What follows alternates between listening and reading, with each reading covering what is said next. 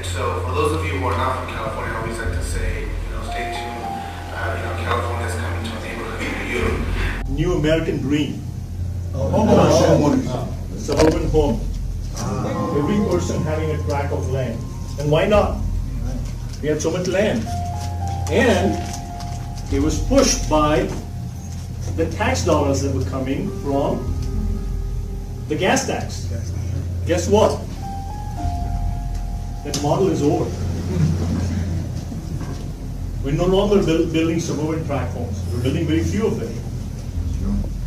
The new model is what? It's not quality of life. Where you have a single family home, you have your TV, and you have 2 cars in the garage. But it's more focused on quality of place. So we're replacing quality of life with quality of place.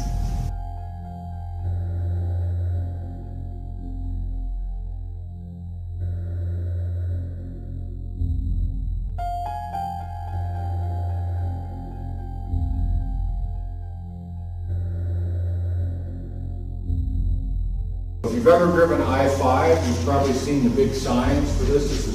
This is really an extraordinary piece of property located on the spine of California, right at the base of I-5 and 99, at the bottom of the San Joaquin Valley. For probably 150 years, it's been kind of a mysterious place, privately owned. Nobody really has had access to it. You may have seen the signs, you may have seen the incredible wildflowers that blanket the western edge along I-5 in the spring. But it's always been very much at the top of the list for conservation in California. And the reason for that is it's the largest private landholding in California, 270,000 acres, 9 times the area of the city of San Francisco. And it's all contiguous and it's all under one owner. It's a huge opportunity for conservation. And this is really the main reason why. You have the San Joaquin Valley ecosystem, you have the southern Sierra Nevada ecosystem, you have the Mojave Desert, and you have the coastal range. All of them come together on the Tejon Range. That means the species interact, both animal and plant. And to have this much land unfragmented and really under the control of one owner that you can get in a room with and sit down and talk to is great. And there's been lots of efforts over the years to persuade the Tejon Ranch Company, which is a publicly traded corporation, to talk about conservation, and they've always said no. So I've already kind of explained why this is significant from a conservation perspective. We call it the holy grail of conservation in California. My name is Warren Whitlock. I am the Associate Administrator for Civil Rights for the Federal Highway Administration. I'm on a detail for the next 3 months with the Secretary's Office, helping to put together this series of mega tours throughout the 11 regions in the country. Secretary Fox issued a draft study earlier this year called Beyond Traffic, a framework for the next 30 years of what the different transportation implications are going to be. Transportation is literally the road to our future. As part of a larger mega region, Long Beach is attracting non-driving millennials, and you probably saw them coming in, and immigrants who make up a great use of our light rail and our growing bicycle infrastructure. First of all, it's great to be in Long Beach, California, in the Southern California mega region. And some of the things that are doing, kind of cutting edge, really should be closely evaluated to determine how they potentially could fit into our options that we provide customers in the future for getting around Southern California and the other megacities here in the United States. Now, as Chip said, this is the 3rd of our 11 mega region orders. And so we started off in Sacramento, we went to Phoenix, and now we're here in Southern California. Now, in our research, we identified 11 different mega regions throughout the country. And what we have determined a mega region is a center of economic, social, and infrastructure ties throughout the country. So one of the things you want to look at with this particular mega region is that you're projected to almost a 62% growth rate by 2050. That's a lot more people.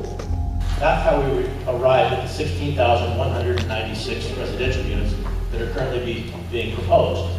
The short answer to your question is we're growing as a city.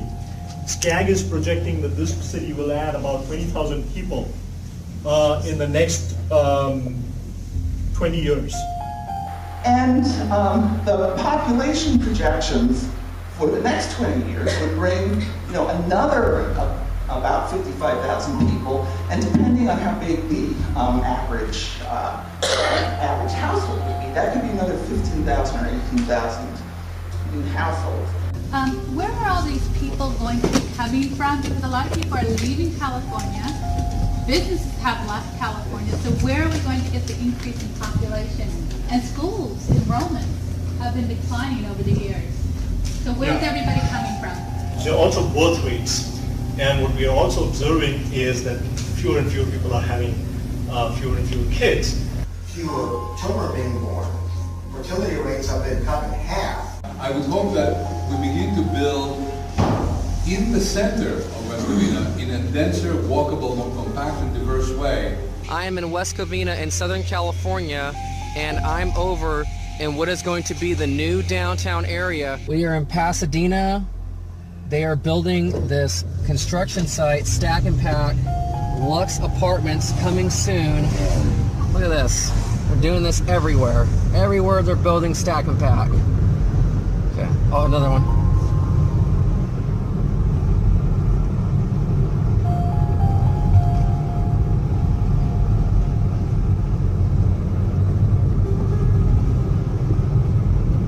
Corona, and there are Stack and Packs right up to the freeway. I've got to get video of this. This is unbelievable what they are doing in this town. Here we are, Sierra Madre, Pasadena area. Of course, more Stack and Packs being built because you will live where you work. You don't get to leave. We don't want any money leaving the city.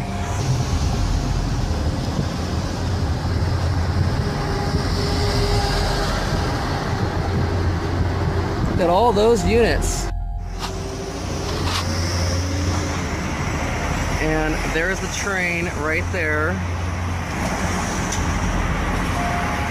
Transit-oriented development. You will live next to the train, pay thousands of dollars a month. Okay, so we're here in Montclair. Okay, so we're here at the Meritage Home Sales Office, and they're putting up the transit-oriented development. And I'm gonna check out what your money will buy you. Look at this thing. Look how big that is. That is humongous. What is that? This is your future, America, right here. Look how big this thing is. Wow. Look at that. Look at all those units.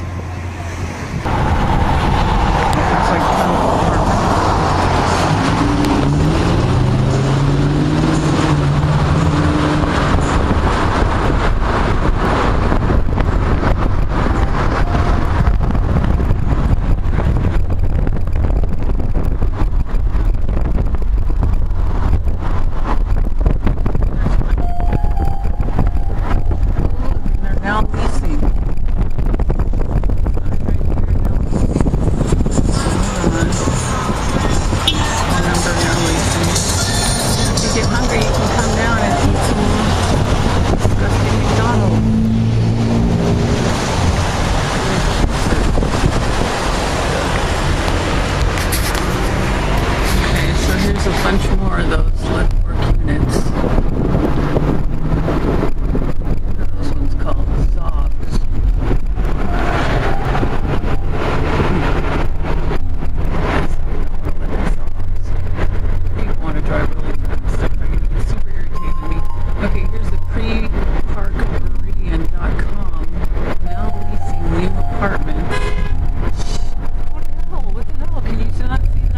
right now?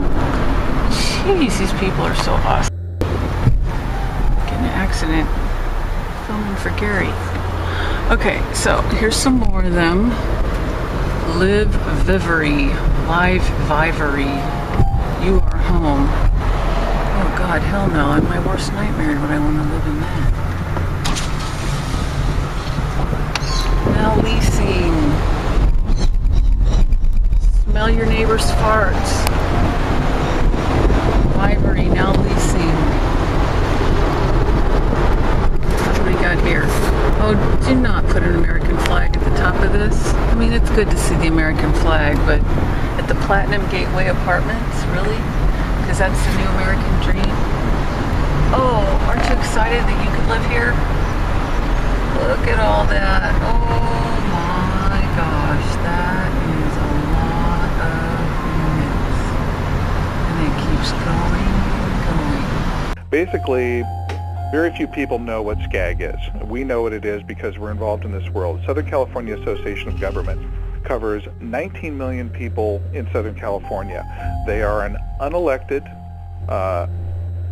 hugely funded shadow government that their mandate is to put essentially everybody out of their cars. And it's, if you go to SCAG's website, they have a $540 billion plan that's supposedly going to go through 2040 to completely remake Southern California. And just to put that in perspective, the Marshall Plan, where we paid to rebuild Europe after World War II, cost about 2/3 less in today's dollars. So my question is, what exactly are they planning to do with all that money? And it's completely rework the roadways. This is all based on a thing called sustainable development that you listeners may or may not know about. But it is it's a fairly radical environmentalist idea that believes in global warming, believes cars are the thing that is causing it, and it works to get everybody out of their cars into public transportation, on bikes and on foot. The central plan is called a Regional Transportation Plan. It's actually a federal environmental document that makes sure that everything that we do in our region reaches all of the environmental impact targets that we have in Southern California. The total cost to implement the plan is about $500 billion. When we put this long-range transportation plan and the sustainable communities together, this has a 25 years horizon, up to 2040.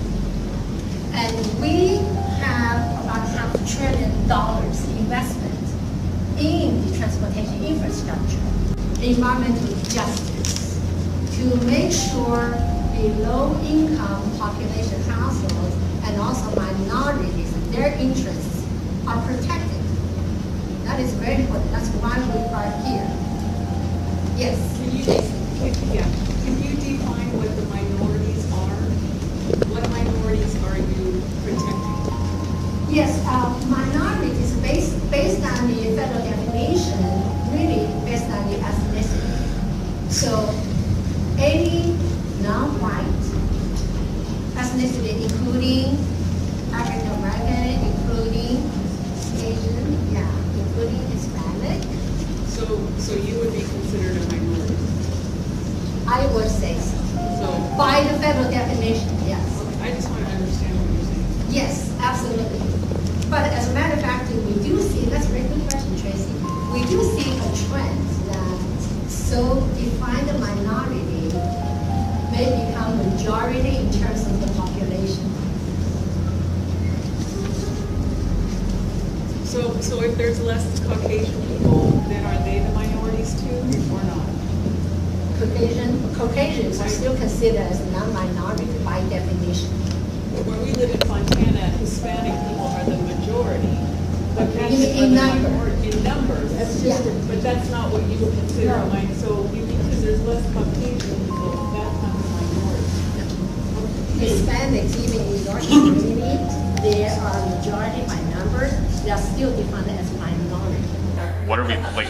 What's the scope of what we're talking about? Number one is racial policies. I may be white, I may not be low income, but the fact of the matter is that doesn't mean that everything has to be distributed equally and evenly, because there is such a thing as structural disinvestment and structural racism. And this is what this plan is trying to do. It's trying to contradict centuries of disinvestment. It's about reducing greenhouse gases, the gases, the pollution gases that cause elevated temperatures. In addition, as part of the said we go through to move to cap greenhouse gas emissions and the cap and trade program that was established to go along with that.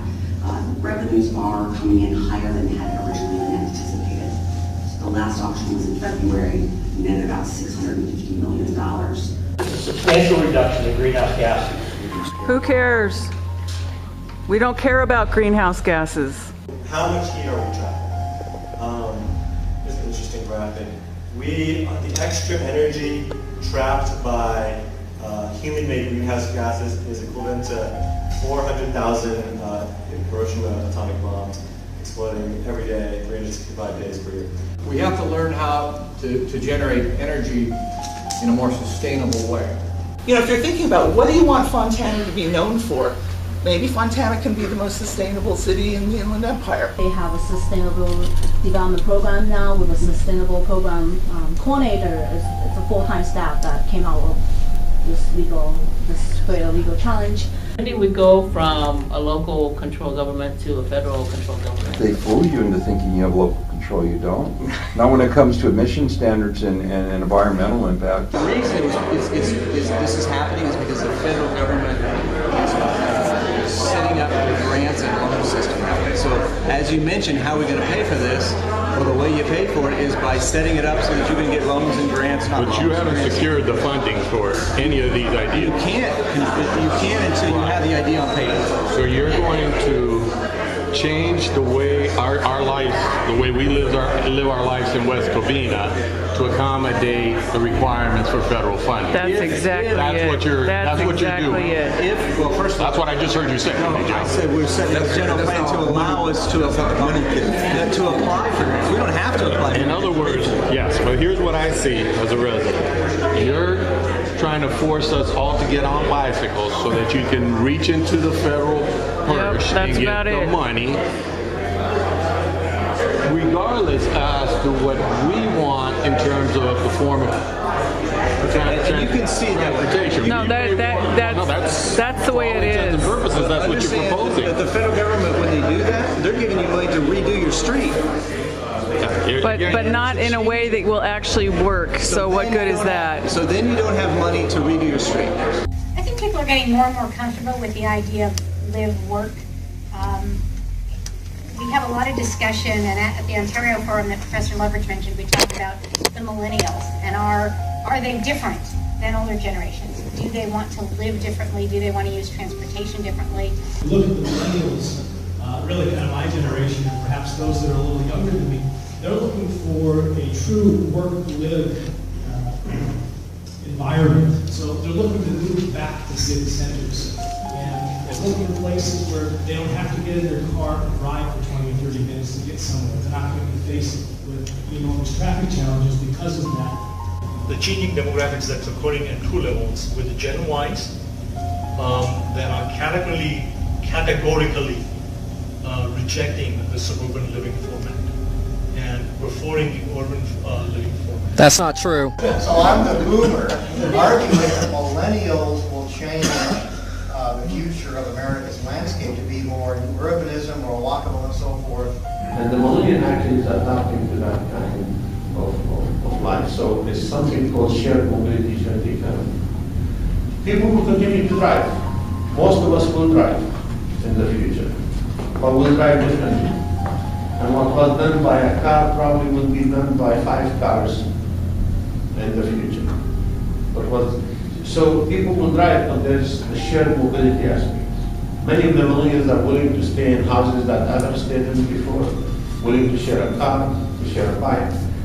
So that would impact how transportation and land use is going to move forward. Communities forever have been designed as safeness. It's safe. It's the sameness. If you and you've seen probably many master plan communities, and you live here, it used to be designed where there'd be a walkway and it would meander through a green space, and you would go another mile and it was almost identical to where you were before. And there was a comfort level there. It was a sameness. It felt comfortable. However, the millennials, the iPhone generation, aren't comfortable there at all. The problem is they're used to having things at their fingertips, things happening like this. if you go to any major retail destination that are attracting millennials, they have things for them to see and do, and completely new things all over the place, because their attention span doesn't last. And so where this comes from is our generation, we're going to have 2 jobs in our lifetime. They're going to have 27, 15 of which haven't been invented yet. So to go design a specific plan that has all the same stuff, they can't fathom that. We have to capture the people that are growing up in Rancho Cucamonga and moving out. Our dog parks, and there's tons of them, are going to be used as social places like you've never seen before. They're not going to have the typical, here's your piece of bark, here's your piece of lawn. They're going to have a bone bench. They're going to have a fire hydrant. They're going to have artistic art. They're going to have dog birthday parties. They're going to have signs of people that will have the dog's name, and they'll be changing over time. People will know not only the names, but they'll know the names of the dogs, what they look like. And you can see there's going to be different materials going on. They're going to be as fun as you've ever seen. Additionally, what we saw in this trend is that millennials are driving less. Remember that ULI, 70% of millennials intend to own their own home, and most of them want single-family detached home. As the economy has gotten better, even millennials, the great myth is millennials will be transit riders. The reality is right now they're driving cars. Right now they're driving cars as they get jobs. And so I couldn't agree with you more. We need everything. We need buses, we need trains, we need light rail. No, we're talking about trying to minimize, in the long-range plan, minimize single occupant vehicle use.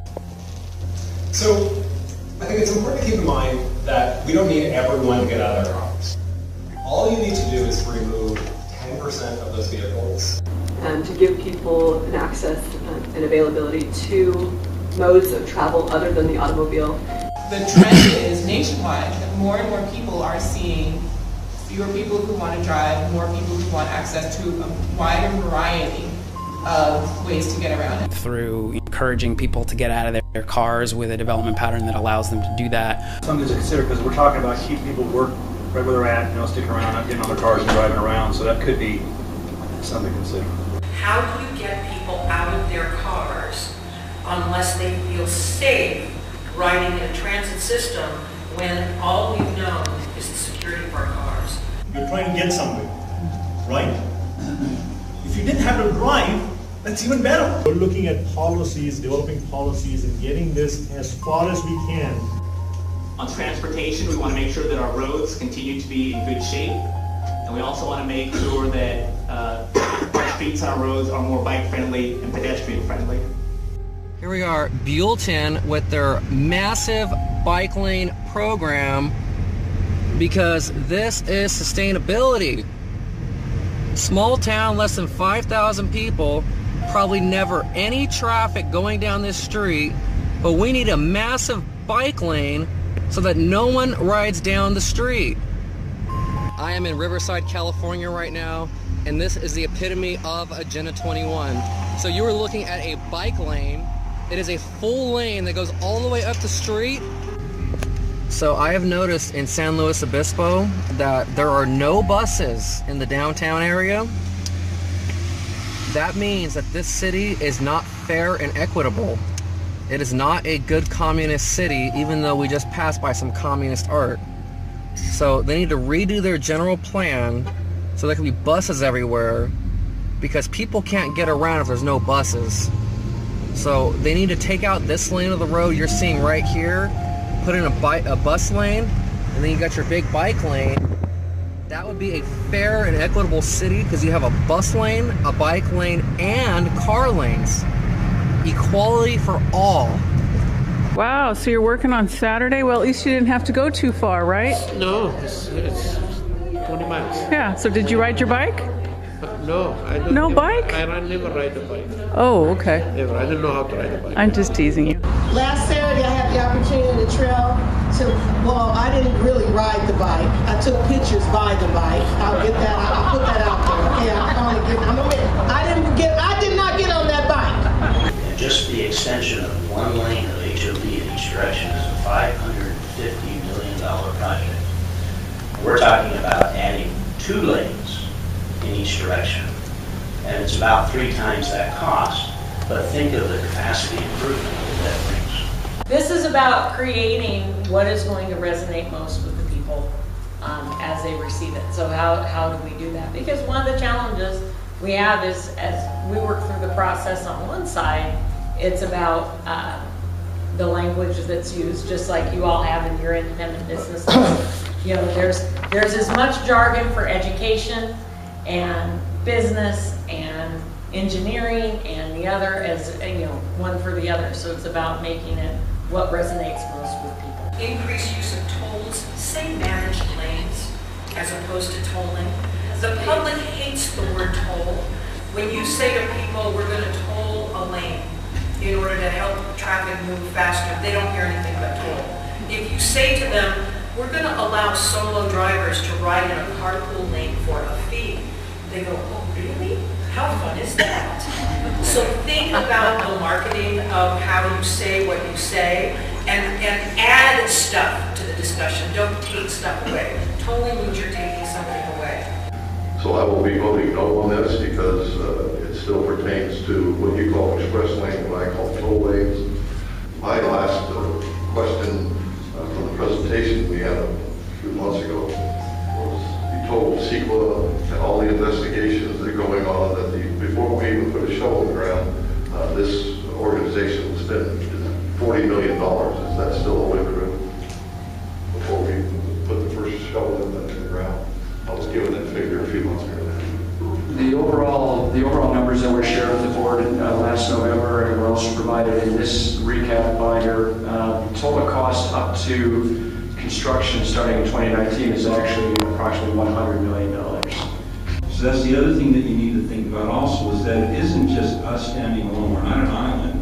That our express lanes are part of a network of express lanes that have been approved by the SCAG Regional Council. Unfortunately, we're going to have express lanes so that single drivers can have an opportunity to ride in carpool. Because you say so? No, because it's going to happen. It's already in place. We're seeing it on the 405, the 110, and the 10, and it works. If somebody comes out with the idea that we're going to use the amount of miles you drive as some form of a punitive measure to regulate your behavior, this program is dead, dead, dead. It'll just never happen. They're known as the octopuses. Oh. Okay, bus. Wow, look at all these buses. This is crazy. Oh my God. What's happening right now? Why is there so many buses? And most of them are empty. Okay, there's the Eyewitness News van. We also have to spend time in educating the younger population on the value of transit, and because as they become the new rider or the new users of public transportation, we have to find a way to guide them away from the single cars and understanding the value of transit. We also have to spend time because we have a number of baby boomers who are retiring in place. So we have to find ways to teach those folks on using public transit, because the majority of us in here today have grown up with cars, and now we have to look at a new way of transporting people as the population grows. So we have to be more agile with technology. We have to look at how with complete streets, we have to look at our complete streets, look at walking, biking, public transportation. And we have to educate two populations that are growing tremendously in this area in the country, the younger population and the aging baby boomers. I'm confident we will create the narrative around what we need to do about transportation. If you look at transportation, I view us looking like New York, where people will in fact rely more and more on public transportation to get to and from one point to the other. From a planning process point of view, much of the emphasis of the community has been, as you heard me use the word, walkable. And I'll also mention the word lifestyle community, because this is an example of a community which has so many types of different amenities that it is termed lifestyle. So we're talking about, again, upscale kind of interest or buyer or renter for the community, that are typically young professionals, young families, retirees that want to find a place they don't need to get in a car every day, have to drive everywhere to find even the smallest ice cream or any kind of shopping or any kind of pool or recreation area. Most of these areas that I've mentioned are all walkable within the community, and it's rare. It's not a rare concept in the nation. Many of the cities throughout the nation are going towards this, I call it lifestyle community. We can see that there's really a need for a community like this. There's nothing like it, and people just would like not to have to drive everywhere on the weekends. I think when the governor made the call, what he was really, he and his staff, what they were really trying to do is change the culture of California. Their real objective is to make a permanent change that reduces how much water we use. So they want culture to change, and they feel like it's necessary. And the other thing is that there's been so much growth and demand for water in Southern California. Where's that growth There's all coming these from? great habits that you've developed. I hope you've developed them. Cutting back on your watering in your yard, in your household use. Open borders. Myself, I never flush the toilet. It scares people when they come to my house. But Nasty. that's a lifestyle. We're there forever, all right? So water saving and water conservation are a lifestyle. The good old days are gone.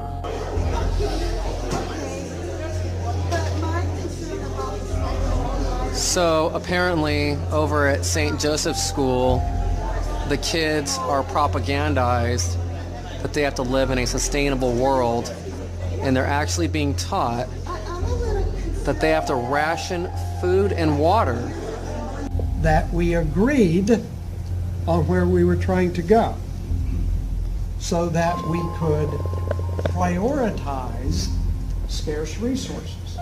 And so the first period that I was there, it was pretty tough. It was pretty much of a fight, but I had negotiated a pretty good contract, and they couldn't fire me. I think if they had been able to, they probably would have. As citizens of the whole watershed, create synergies. Look for that 1 + 1 = 3 opportunity. And that was it. We had a really great The time. sustainability. And one more, sustainability. There was a thought from one of our members that becoming a sustainable city might provide a challenge in terms of having our standard of living and personal freedoms compromised. You wrote it. Compromised, and she has very strong thoughts about that. So, one thing to keep in mind, we are going to ask everyone to put their recording devices away because we are audio taping this, and we'll be distributing that, and we will also be distributing minutes of this too. But this is a public meeting. You have a problem with me videotaping a public meeting? I'm sorry that one member of the public showed up and that it got you guys all riled up. That we're going to be proposing for the project. Are you aware of the Orange County, there was, in the Orange County... Just, you know what, please no interruptions. Allow us to continue the presentation, and it's very disruptive to everyone else. So Okay, well, Skaggs numbers are completely bogus. I just want to put that out there. At the end. Okay? Sure. All right, thank you. And at this time, I would now turn the meeting over to Councilmember Warshaw for an active community portion of the meeting.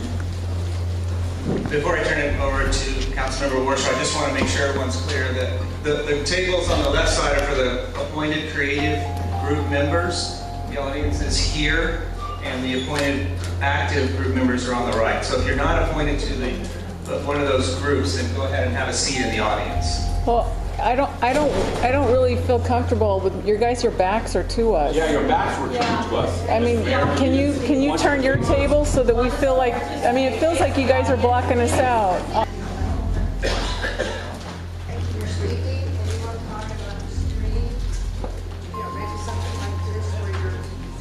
Right, well, our consultant will be. I will be speaking very little. The consultants will be in front, and they will do most of the speaking tonight. We are here only to This is just such a strange setup. They're up and their backs are to us. This is highly odd. So we have the community engagement plan, and though if the community comes to this, they're looking up at these people and they're looking at their backs. But the purpose is for you to discuss and to present. Just hold on, this is not a, we don't want to have a discussion at this point. We'll start having discussion. I thought this was a community meeting where we get input. What I'd like to do is, rather than break into the three groups, maybe just do it as a fluid discussion. Anybody that has any concerns related to public safety. The purpose here is not to have a discussion again, but to make sure everybody has an opportunity. Again, I talked about some of the violations that we see, junk cars in the yard, failure to maintain the buildings, weeds growing up high, weeds growing up high, weeds growing up high. These are the type of things that we'd be able to drive by and see, and if those things exist on the property, our goal here would be to have them fixed. Health inspectors, we're just doing a routine inspection going around. In your room, any problems like leaking, damage, mice, rats, or how are you doing? Why do you got to inspect the inside of the house? To see if you have violation of health and safety codes of California and Los Angeles County, that we help you.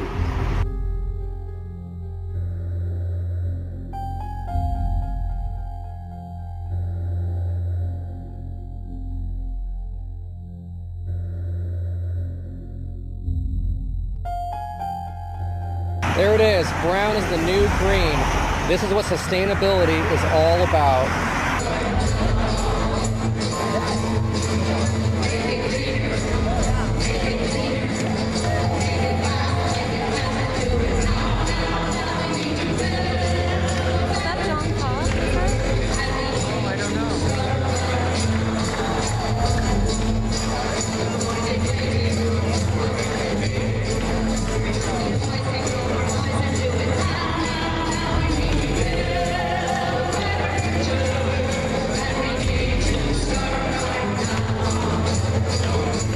So, if you will all stand, please.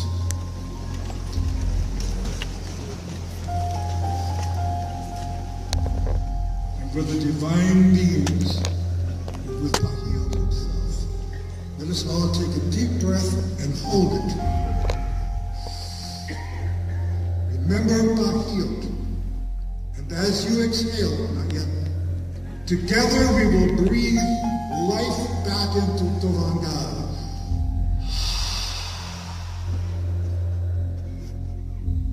The holy, it is good. Yamanhene, I go now.